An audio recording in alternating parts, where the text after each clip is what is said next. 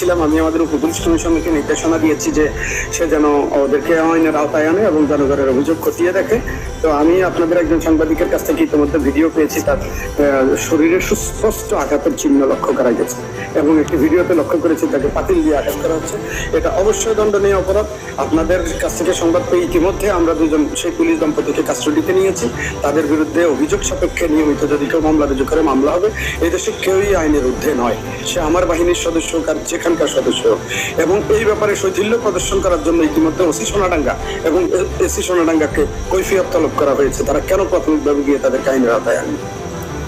অভিযোগের যদি সত্যতা প্রমাণিত হয় কি ধরনের শাস্তি হতে পারে? দেশের প্রচলিত আইনে একজন সাধারণ নাগরিকের বিরুদ্ধে যে আইন প্রযোজ্য, একজন পুলিশ সদস্যের বিরুদ্ধে সেই আইন প্রযোজ্য।